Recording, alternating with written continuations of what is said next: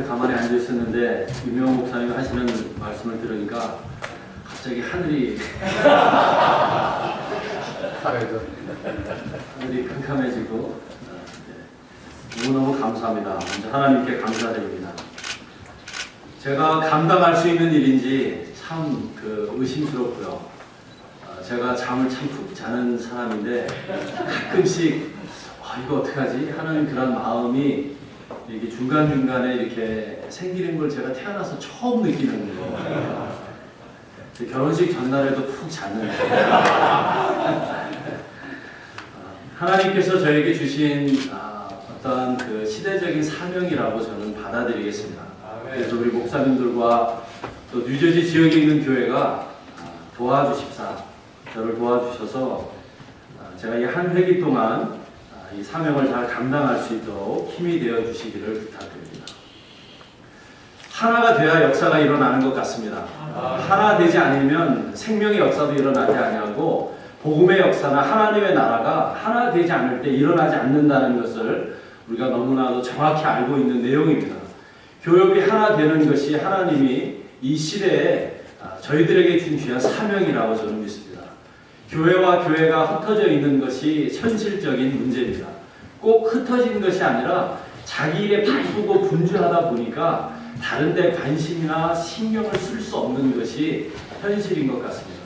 선교지도 아무리 어려운 선교지여도 교회가 그들에게 관심을 주지 아니하면 그들에게 사랑을 베풀지 아니하면 이루어질 수 없는 것과 같이 뉴저지에 있는 교회도 정말 하나 되는 역사가 일어나야겠다는 것이 이번 32회기에 저희가 함께 나아가야 될 방향이라고 저는 믿습니다.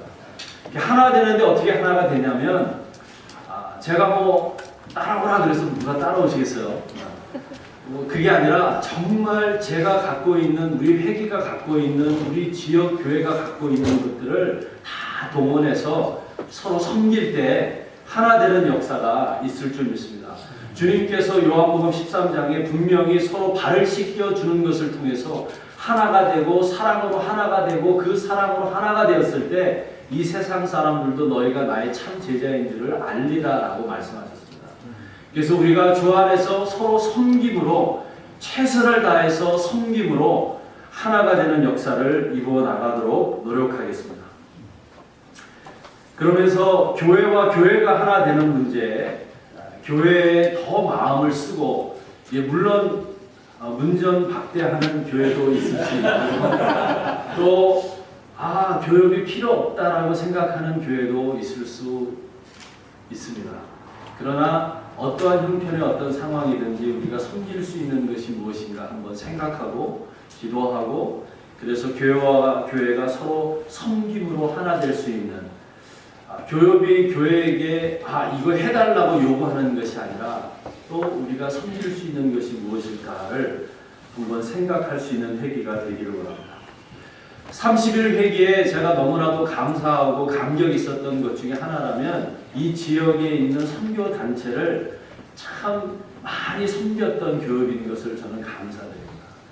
선교 단체라고 하는 것이 자칫 잘못하면 교회 밖에서 무슨 안 좋게 인상을 받으면서 진행되어질 수 있습니다. 제가 자랑할 때는 특히 파라철치라고 하는 그 무브먼트를 교회가 굉장히 부정적인 시각으로 바라볼 수도 있습니다.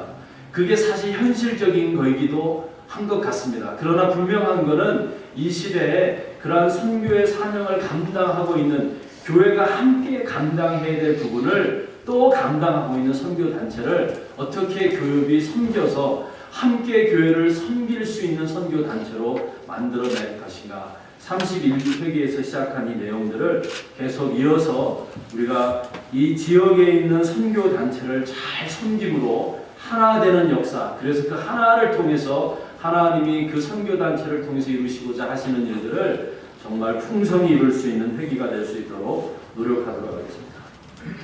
그리고 마지막으로는 세대와 세대를 어떻게 우리가 섬길 것인가 라고 하는 질문입니다.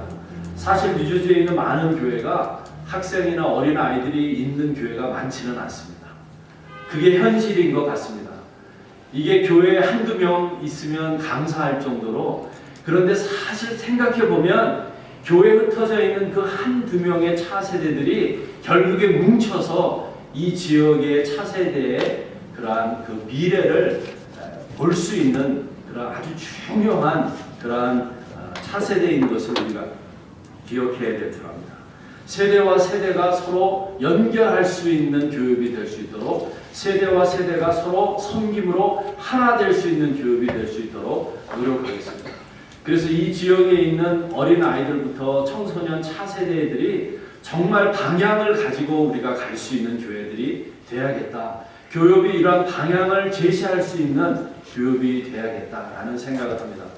우리가 그 교육 회관을 위해서 정말 많은 회기가 많은 목사님들이 교회가 헌신해서 이루어졌는데 이 교육 회관을 만들어서 어떻게 쓸 것인가 라는 생각을 했을 때 이게 정말 차세대를 위해서 사용되어지는 회관이 돼야겠다라는 도전을 갖습니다.